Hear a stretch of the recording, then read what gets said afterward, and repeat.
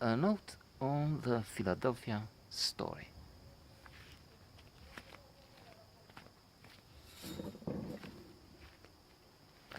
A fabulous motion picture, one of the best, included anyway on the New York Times best 1000 movies ever list, and acclaimed by critics, with three of the best actors ever.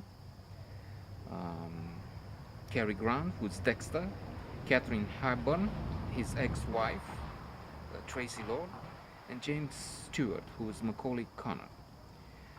As it happens, I was just reading about Cary Grant and his evolution, so to say, in a very good book by another luminary of the film cinema world, Peter Bogdanovich. He has an excellent book called "Who the Hell Is in the Picture," and in it he talks about Humphrey Bogart with admiration. He's in awe about a former teacher, Adler. Marlon Brando, again, he is overwhelmed by uh, the actor who opened a new era in his profession. And I'm as it happens, have just reached the chapter on Cary Grant. His interesting appearance, Englishness, which is oddly unnoticed somehow. He passes for an American, even if he sounds like nothing of the kind, as Bogdanovich says. The fact that he took quite a number of pictures. I think it's 20 or 21 he needed until he found a launch. Maybe it was bringing up baby. In any case, interesting. He had a role in which he modeled on Corky, on the director of the film, the real persona of the director, and he, he took that style, that character, and brought it into all of his pictures, more or less, to the annoyance of the director, who was up to his death, we understand, upset with this idea that actually Cary Grant, the man so many imitate, famously in Some Like It Hot, Tony Curtis, on the scene on the boat with Marilyn Monroe, is doing Cary Grant, and they start with Jude or something, one of his lines, those who want to try and imitate and get the style. That was so present. In this, he was married with and a great love with Tracy Lord, aka I mentioned Katharine Hepburn.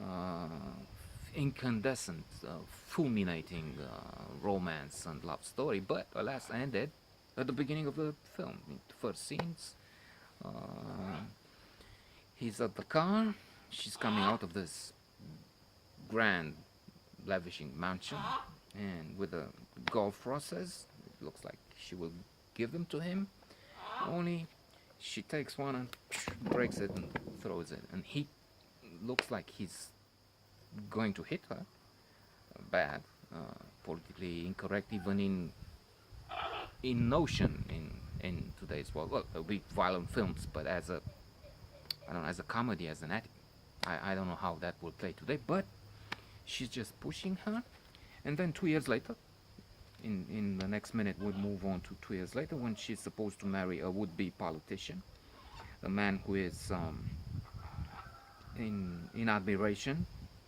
with his would-be wife. The the wedding is programmed, and because it's such an event in the celebrity world, it's a Philadelphia story, and so this tabloid um, sends James Stewart, Macaulay Culkin, and a woman to photograph the wedding. And the premise with which they can get access is um, Dexter trying to take revenge on his wife and bringing them in as his friends. He says they're his friends, but it's a more complicated plot and even more interesting with that. We have a night by the pool. The bride to be, is getting drunk. She becomes infatuated, at least momentarily, even if I'm not sure how that plays further on, to be honest. It is a bit confusing.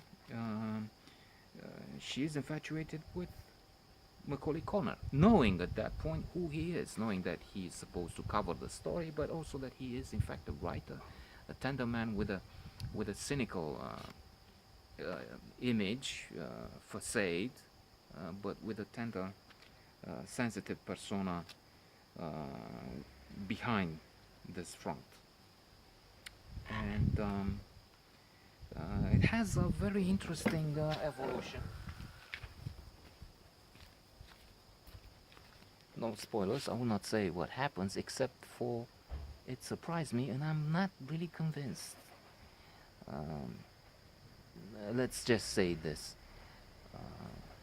Would it would have maybe it would have been better if Tracy would be with Macaulay? Well, I don't know. I don't know.